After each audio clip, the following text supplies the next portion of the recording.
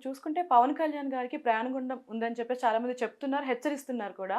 మరి ఆయన జాతక ప్రకారం నిజంగా ప్రాణగండం ఉందా? ఒకవేళ ఉంటే ఎలాంటి పరిహారాలు చేసుకుంటే మంచిదంటారు? ఒకటి గుర్తుపెట్టుకోండి. అసలు పవన్ కళ్యాణ్ గారి జాతకం ఎవరికి ఎంతమంది తెలుసన్న విషయం? హ్మ్. అసలు ఆయన జాతక చక్రం ఎవరు తెలుసని? హ్మ్. కర్కాటక రాశి అని కొంతమంది, మిథున రాశి అని కొంతమంది, కన్యా రాశి అని కొంతమంది, ఇలా చెప్తున్న విషయాలు మీ ఎదురుకే చెప్పాము ఒకసారి. అంటే మరి ఎన్నికలప్పుడు మీరు వచ్చారో లేదో తెలియదు, మరి మీ ఛానల్లో చెప్పాను తెలియదు. హ్మ్. మహాకూటమి గెలుస్తున్న విషయంలో నేను స్పష్టంగా చెప్పి ఉన్నాను నేను. అప్పుడే మేము పవన్ కళ్యాణ్ జాతకం చూసాం మేము. పవన్ ఓకే. కళ్యాణ్ జాతకం అప్పుడు చూడడం జరిగింది. కర్కాటక రాసినటువంటి అతనికి ఎట్టి పరిస్థితుల్లో అతనికి ప్రాణగండం అనేది లేదు. అష్టమ శని దోషం ఉందనే వాస్తవం. అతను అంటే మొన్న వారాహి ఉత్సవాలు చేసినప్పటి నుంచి చాలా మందికి డౌట్లు ఎక్కువ వచ్చేసాయి. అవును. మన ముఖేష్ అంబానీ గారి కుమారుడి వివాహానికి కూడా ఆయన దీక్షలోనే వెళ్ళాడు. హ్మ్. యాక్చువల్‌గా నవరాత్రులు అయిపోయినాయి కదా! 9 రోజులు, మరి దీక్ష 13 రోజులు జరిగింది అక్కడ. ఆయన వెళ్ళడం 14 రోజులు వెళ్ళాడు అక్కడికి. ఓకే. అప్పటికి దీక్షలో ఉన్నాడు ఆయన. హుహుహు. అది 41 రోజుల మండల దీక్ష అయింది. ఓకే. వారాహి నవరాత్రులు 9 రోజులు చేసినా 41 రోజులు దీక్షలో ఉన్నాడు. చాలామంది తెలియని విషయం ఏంటంటే ఆయన 41 రోజులు కూడా ఒంటిపూట భోజనం మాత్రమే చేశాడు. మిగతా టైం అంతా కూడా ఆయన కేవలం నిమ్మరసము, తేనీళ్ళు తాగాడు. హుహుహు. అంటే బుద్ధి వికాసం మంచిగా ఉంటుంది. ఒక ఒక స్థితప్రజ్ఞుడిలాగా చెప్తాడు అతను.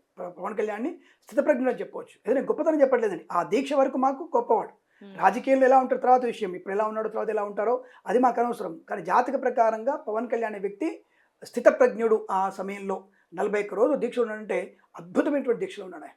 చాలా అద్భుత దీక్షలో ఉన్నాడు. ఆ విషయంలో ఎటువంటి సందేహం లేదు. అయితే ఇక్కడ అతని జాతక ప్రకారంగా అతనికి ప్రాణగండం ఉంది. అతనికి ఏదో అయిపోతుంది.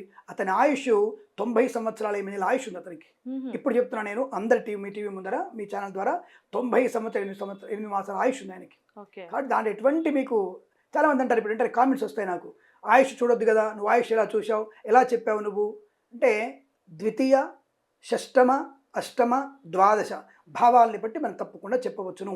పార్వతీదేవి శాపం ఉంది ఎందుకు అంటే మనకి ఇతరుల ఆయుష్ను చెప్పొద్దని చెప్పడం కారణం ఏంటంటే, ప్రతి ఒక్కరికి ఇప్పుడైనా ఆరోగ్యం ఒక సంవత్సరం తర్వాత ఒక్కొక్క వ్యక్తి చనిపోతే తెలుస్తుంది జాతకంలో. అంచనా వేయచ్చు, 70% తెలుస్తుంది. అయితే ఆ వ్యక్తిని నీకు నెక్స్ట్ ఇయర్లో నీకు రోగం వస్తుంది, నెక్స్ట్ ఇయర్ చనిపోతావంటే వాడు ఇప్పుడే చనిపోతాడు. రేపు చనిపోయే వ్యక్తిని నీకు ఎందుకయ్యా 70 ఏళ్ళు బతుకుతాను అంటే కనీసం ఒక 5 ఏళ్ళను బతకడానికి అవకాశం ఉంటుంది. ఓకే. దీనివల్ల అమ్మవారు జ్యోతిష శాపం అది. మీరు ఎవరి గురించి ఆయుష్ చెప్పొద్దని చెప్పడంలో మీరు ఎలా చెప్పారు అని అంటే, ప్రతి ఒక్కసారి ఆయనకి ప్రాణగండం ఉంది, ప్రాణగండం ఉంది, పవన్ కళ్యాణ్కి ఏమైనా ప్రమాదం జరుగుతుందని చెప్పినప్పుడు మరి ఉన్న విషయం చెప్పకపోతే మీకు అర్థం కాదుగా. కాబట్టి ఇప్పుడు ఖచ్చితంగా ప్రాణగండం లేదు, బతుకుతారని చెప్తే ఇంకా ఎక్కువ కాలం బతికే అవకాశం ఉంది అంటారు ఖచ్చితంగా కదా. ఉంటుంది. మరి ఇప్పుడు ప్రాణగండం ఉంది అంటే తగ్గే అవకాశం ఉందంటారా? అంటే అవతల వ్యక్తికి నేనేది మీరు మనం చెప్పేటువంటి ఉపన్యాసాల గురించి కాదు. హ్మ్. మన దగ్గరికి వచ్చిన వ్యక్తికి జన్మజాతకం చూస్తున్నప్పుడు అనారోగ్యం తెలుస్తుంది. హుహుహు. ఆ అనారోగ్యం ఉండగానే అరే ఇతనికి అనారోగ్యం ఉంది, బాగా ఏంటి ప్రమాదాలు పడబోతున్నాడు, భగంధర రోగం వచ్చింది అంటే మీరు అనుకున్న క్యాన్సర్ రోగాలు వచ్చే అవకాశం ఉంది, ఏంటి ఇట్లా ఉంది, షష్టమ స్థానం బాగాలేదు, అష్టమంలో బాగాలేదు, ఇతనికి ఏం చెప్తాం ఇతనికి. ఒక జ్యోతిష్కుడు ఎప్పుడైనా సరే రాగానే జ్యోతిష్కుడు జాతకాన్ని ఆయుష్ చూస్తాడు. ఫస్ట్ మీరు చూడాల్సిన ఆయుష్. అతని ఆయుష్ ద్వారానే ఇప్పుడు నీకు షేర్ మార్కెట్ వస్తుందా, వ్యాపారం వస్తుందా, సినిమా హీరో అవుతావా, హీరోయిన్ అవుతావా, లేకపోతే వ్యాపారం డెవలప్ అవుతావా, పతనం అవుతావా, లేకపోతే నువ్వు ఏదైనా ఉద్యోగం చేస్తావా, ప్రైవేటా గవర్నమెంటా, ఇవన్నీ కూడా చెప్పడం తర్వాత ముందు నీకు ఆయుష్ ఉంటే కదా. ఈ ఆయుష్ అనేది నీకు ఉండాలిగా. మేము చూసుకుంటాం దాన్ని. మేము ఫస్ట్ చూసుకునేది ఆ ఆయుష్ ఎంతవరకు ఉంది, పర్వాలేదు, 70 ఏళ్ళ ఆయుష్ ఉంది, 50 ఏళ్ళ ఆయుష్ ఉంది, పర్వాలేదు, అప్పుడు జాతకం మొదలెట్టడానికి అవకాశం ఉంటుంది. ఇప్పుడు 2 ఏళ్ళలో చనిపోయే వాడికి నీకు 4 ఏళ్ళ పిల్ల పుడుతుంది ఎట్లా ఉంటుంది? 2 ఏళ్ళలో పానగండం ఉంది వీడికి, మరి 6 ఏళ్ళలో పిల్లలు నా చెప్తాం మేము?